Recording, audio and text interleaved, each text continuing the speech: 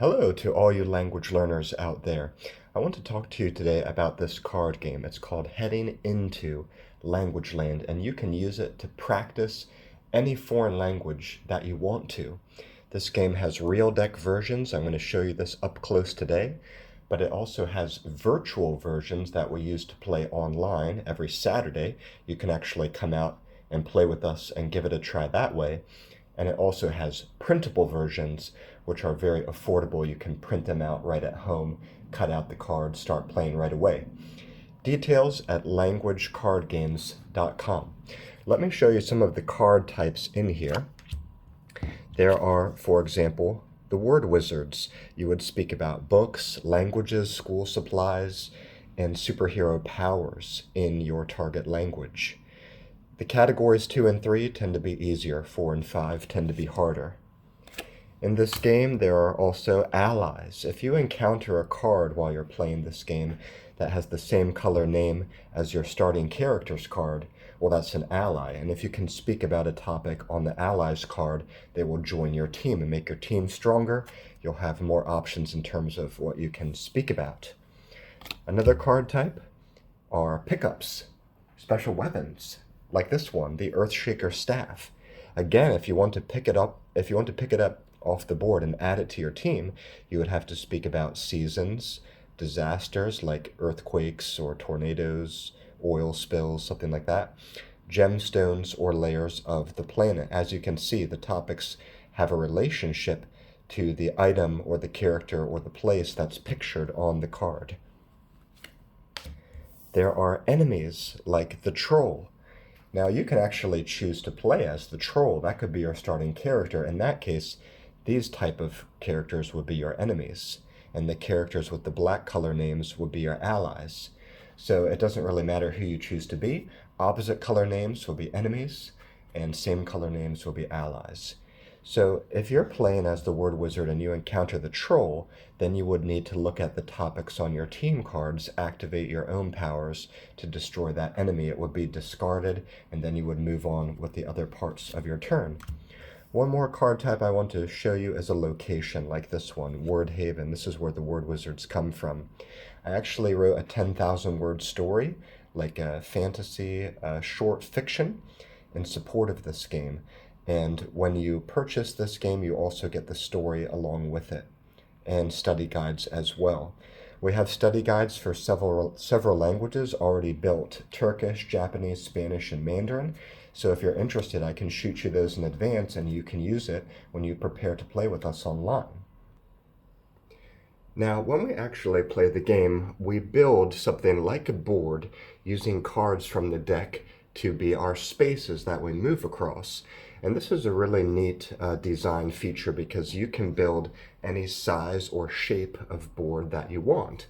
Typically, we make a grid of 3 by 3 or 4 by 4.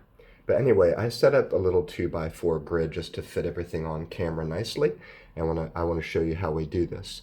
So I've got a starting character here, 3 longevity points, which are essentially your life points and power points in the game, a dice to roll for chance, and some pawns. So if I'm starting here and I want to move there, the very first thing I do is flip over the card to see what I discover. That's another great design feature of this game. There's a discovery or exploratory type feeling. Every time that you play, you encounter different things in a different order. So you really get a feeling like you are traveling across the land. Here I've encountered an ally because the name is the same color as my starting character. So I roll a dice, speak about a topic on this card, and then, if I'm successful, the card joins my team. Remember, you can speak in your target language a single word, a short phrase, or complete sentences that match the topic.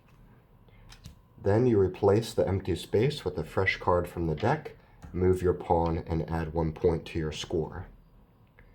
And when we play this online, we typically play in a very cooperative, educational type way. So if you ever get stuck, we allow and encourage players to look up answers, share ideas, or ask the host or game master for ideas. Usually we have a high level or native level speaker of the target language in the room with us when we play. Again, if you want to try this with us, you can visit languagecardgames.com. The schedule of upcoming events is there, and the sign-up form to play. Let me show you another turn. So now I could move here or here or here. I flip over a card that shows where I want to move on my turn. Now I find it's a pickup. Again, I roll the dice, speak about the topic in my target language. If I'm successful, I take the card onto my team. Replace the empty space with a fresh card from the deck, move my pawn up 1 point. If I truly am stuck and I'm playing strictly, then what would happen is I don't get to move, I don't get to pick up that card, I lose a point and my turn ends. On my next turn, if I want to, I can try to get that card again, or I can move in a different direction. The last thing I want to show you about this game before we go is that if there's another player nearby, you can start a battle if you want to. Just move directly onto their space and go head to head. Roll a dice, choose a topic from your team cards, and they do the same. And if you both can talk about a topic from your team cards, then you do like a tiebreaker roll-off. In this game, typically how we decide the winner is like first 1 to 10 points, but there can be other objectives too, like defeating a certain number of enemies or picking up a certain number of allies. Now there's more videos about this game showing live playthroughs on the tabletop and online using the virtual version right here on my YouTube channel.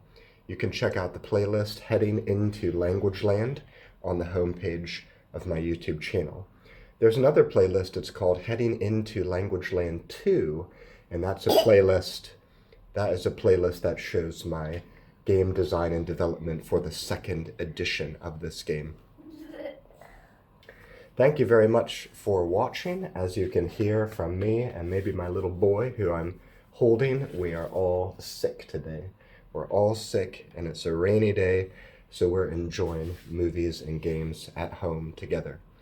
Hope you like this video, hope this game can help you out, and visit languagecardgames.com to learn more.